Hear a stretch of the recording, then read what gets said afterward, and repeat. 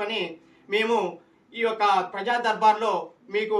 సమస్యలు పరిశీలిస్తూ ప్రజల తరపున, బాధితుల తరపున, పీడితుల తరపున అడిగే అండగా, కలబడే కండగా ఉండాలని చెప్పని మిమ్మల్ని వేడుకుంటూ మా సమస్య పరిష్కరించాలని మీకు ప్రజా దర్బార్లో అర్జీ చేయడం జరిగింది సార్. ఈనాటికి కూడా మాకు ఎటువంటి సహాయ సహకారం అందించట్లేదండి. ఈ రకమైన ప్రభుత్వాన్ని మాలాంటి సామాన్యులు, సాధారణ పేద ప్రజలు ఏ రకంగా అర్థం చేసుకుంటారని చెప్పని మీరు ఒక నిమిషం ఆత్మవిశ్వాసం పరిచయం చేసుకొని, ఏది ఆపన్నాస్తం, ఏది కాంగ్రెస్ ప్రభుత్వం,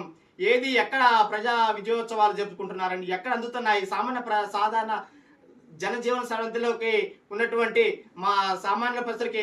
మీ యొక్క ఫలాలు అందట్లేదు. స్వరాష్ట్రం వచ్చిందనే పేరే తప్ప దొరల కుటుంబానికి, సంపన్నులకు ఒరిగిందే తప్ప సాధారణ ప్రజానికానికి ఎటువంటి సేవలు అందటం లేదని, అందనీయకుండా చేస్తూ చెట్టు పేరు చెప్పు కాయలమ్ముకుంటున్న యొక్క అవినీతి నిరోధక శాఖ సంబంధించి సమగ్రమైనటువంటి దర్యాప్తు చేసేలా గౌరవ డీజీ గారికి ఆదేశాలు జారీ చేయాలని, ఏసీబీ వాళ్ళు కూడా కుమ్మక్కై బాధితుల్ని భయభ్రాంతికి గురి చేసి నిధుతో కుమ్మక్కై ఫిర్యాదుదారులకు వచ్చిన వాళ్ళు ఫిర్యాదుదారుని బెదిరించడం, మీరు పోలీసు వాళ్ళకి సంబంధించిన ఫిర్యాదులు అయితే పోలీసు వాళ్ళ మీదనే కేసులు పెడతామని చెప్పని, నక్సలైట్ల కేసులు పెడతామని చెప్పని, గంజాయి కేసులు పెడతామని చెప్పని భయభ్రాంతికి గురి చేసి సాధారణ సామాన్య ప్రజలను హింసిస్తూ, వేధిస్తూ రాక్షసానందం పొందుతున్నారు సార్. కాబట్టి దీని మీద పరిశీలన చేసి మీరు ఒక సాధారణటువంటి ఒక విచారణ కమిటీ వేసి ఈ యొక్క నీతి మాలినటువంటి చట్టం పేరు చెప్పుకొని చట్టానికి వెన్నుపోటు పొడుస్తూ చట్టబద్ధమైన పాలనను అడ్డగిస్తూ, ఉల్లంఘిస్తూ, నీచంగా దిగజారి, వ్యభిచారం కంటే హీనంగా దిగజారినటువంటి ఈ యొక్క ఏసీబీలో పనిచేస్తున్నటువంటి, వెన్నుపోటు పొడుస్తున్నటువంటి గౌరవ డిఎస్పీ అయిన ఖమ్మం వై రమేష్ మరియు పోలీస్ శాఖ సంబంధించిన ఇల్లందు సిఐ బత్తిని సత్యనారాయణ, అదే విధంగా పాలంచలో ట్రాన్స్ఫర్ ఏసీబీ దొరికినటువంటి బాణాల రాము, పాంచ గ్రామీణ రూరల్ ఎస్ఐ శ్రీనివాసులపై ఈ యొక్క సంబంధించి నా యొక్క కేసులకు సంబంధించి వాళ్ళందరూ ఇన్వాల్వ్ అయ్యి పెద్దల హస్తంతో నేను చంపేస్తాం, భయభ్రాంతికి గురి చేస్తామని చెప్పని భయభ్రాంతికి గురి చేయడం జరుగుతూ ఉంది. ఈ విషయాన్ని కోర్టులో దృష్టిలో పోయిన, న్యాయస్థానాల దృష్టిలో పోయినా కూడా లాయర్లు అడ్డగించి నా యొక్క సమస్యను పరిష్కరించే విధంగా, రక్షణ కల్పించే విధంగా చేయలేకపోతున్నారు సార్. ఈ విధంగా చేస్తున్నటువంటి అన్యాయాన్ని, అరాచకాలని అడ్డుకోవాలనే ఉద్దేశంతో ఎవరిని కలవాలో తెలియక, మీలాంటి పెద్దలకి ఏ రకమైన మా యొక్క ఆవేదన తెలియాలో తెలియక మా యొక్క ఆవేదనని మేము ఈ యొక్క వీడియో ద్వారా తెలియపరుస్తూ మాకు న్యాయం చేయాలని కోరుకున్నాం సార్. అదేవిధంగా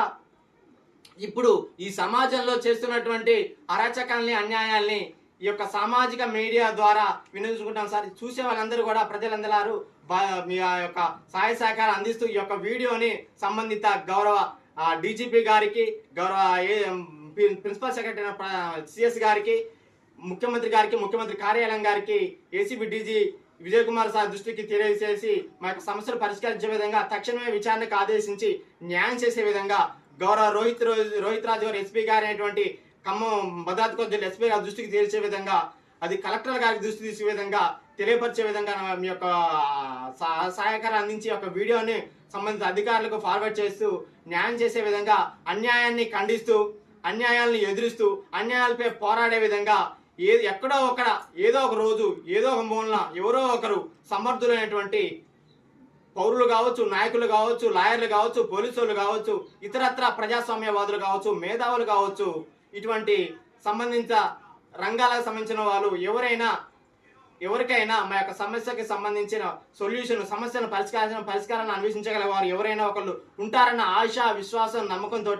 మా యొక్క ఆవేదన యొక్క సోషల్ మీడియా ద్వారా పంచుకుంటున్నాం సార్.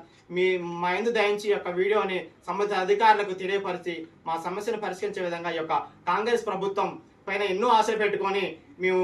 పెట్టుకొని నిరీక్షిస్తున్నాం సార్. కాబట్టి ఈ యొక్క తెలంగాణ ప్రభుత్వం, కాంగ్రెస్ ప్రభుత్వమైన మా సమస్యను పరిష్కరించి ఈ యొక్క అవినీతి శాఖ ద్వారా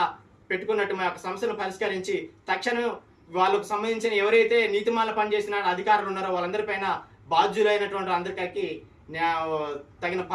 చట్టపరంగా శిక్షించి మాకు న్యాయం చేయాలని చెప్పని సవినయంగా మాన్యం చేస్తూ ప్రార్థిస్తున్నాం.